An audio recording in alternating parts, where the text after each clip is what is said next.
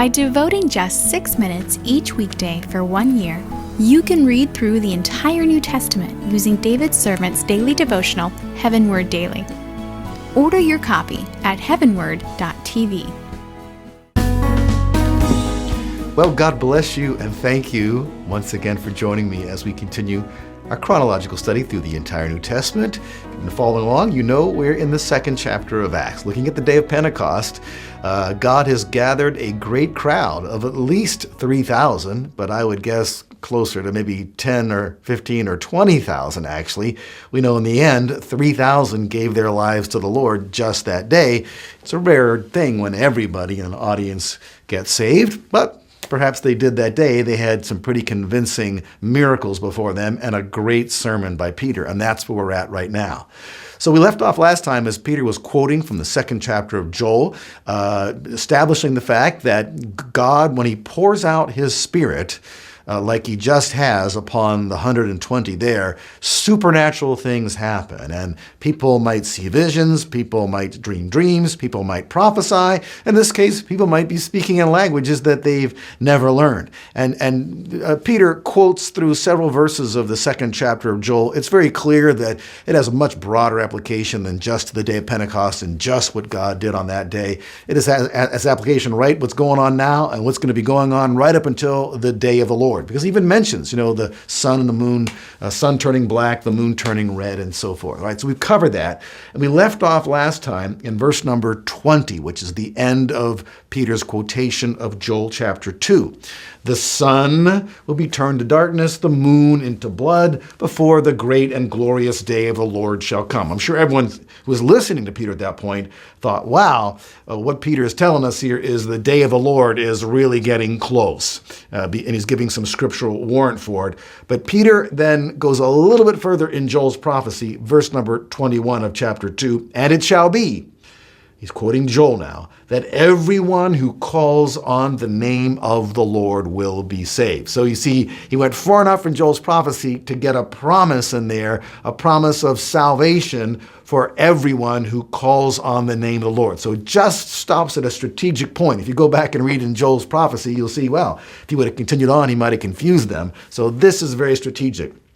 And he's turning this into a very evangelistic message. Naturally, God is the one who drew this crowd. It's obvious. They've just been baptized in the Holy Spirit. If they were thinking about what Christ told them, the reason you're baptized in the Holy Spirit is so you can be my witnesses. Well, God has just gathered a crowd and we're speaking in their own languages. This is a no-brainer. We're supposed to be preaching the gospel to these people. And as I told you before, only God knows how many of those 3,000 people who got saved that day then left Jerusalem shortly thereafter and headed out to spread the gospel all over the known world at that time. All right, so Peter's sermon then starts in verse number 22 of Acts chapter 2. Men of Israel, listen to these words. Jesus the Nazarene, a man attested to you by God with miracles and wonders and signs, which God performed through him in your midst, just as you yourselves know. Now, Peter is appealing to the fact that God has been doing miracles that are astounding, that have drawn people probably for hundreds and hundreds and hundreds of miles within a circumference of Israel because of the amazing nature of these miracles. Healings by the hundreds and probably thousands, blind people seeing, deaf people hearing, crippled people walking. Come on. When that happens, word spreads. People come. It goes far and wide. Everybody knew at least that God was doing miracles through this prophet. Of course, we know, Peter knew, and they're about to find out this was much more than a prophet. But Peter's appealing to what everybody already knows. And so he says, now I'm going to clue you in on a bigger picture, something you didn't realize about this Jesus. This man, verse number 23, delivered over by the predetermined plan and foreknowledge of God. So he's giving insight that it was God's will for Jesus to ultimately go to the cross, you nailed to a cross by the hands of godless men and put him to death. So that makes it very clear that those words, at least, were addressed to these folks in Jerusalem, the actual residents there who were involved in what had happened about 50 days prior, the crucifixion of Jesus Christ. Everybody, of course, knew about that as well. Verse 24, this is where it starts getting good. But God raised him up again, putting an end to the agony of death, since it was impossible for him to be held in its power. This is somebody more powerful. This is something greater than death. And now he's going to quote from David, one of David's Psalms, Psalm 16. Now, you will recall, I said this before, but it applies in this instance as well. Jesus had opened Peter's mind, as well as all the other apostles, relative to scriptures that spoke of him.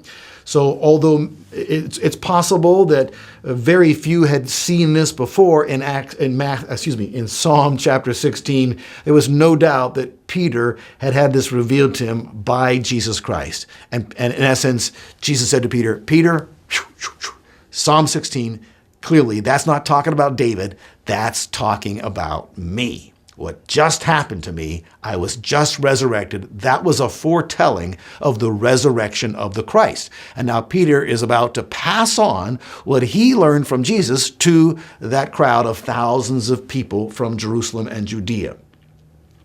For David says of him, I saw the Lord always in my presence, for he is at my right hand, so that I will not be shaken. Therefore my heart was glad and my tongue exulted. Moreover, my flesh will also live in hope. Listen closely, because you will not abandon my soul to Hades, nor allow your Holy One to undergo decay.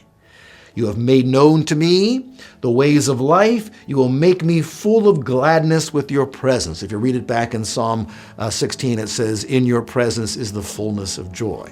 Okay, you probably heard that expression. So then Peter explains, brethren, I may confidently say to you regarding the patriarch David, the author of this psalm, which they had all heard many times in the synagogue, that he both died and he was buried, and his tomb is with us to this day. And so because he was a prophet and knew that God had sworn to him with an oath to seat one of his descendants on his throne, and this is a cliffhanger because we're out of time, we can't read the next verse. So I will see you next time. Don't miss it.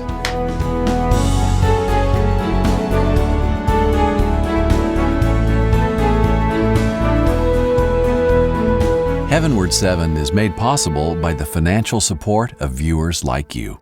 Thank you.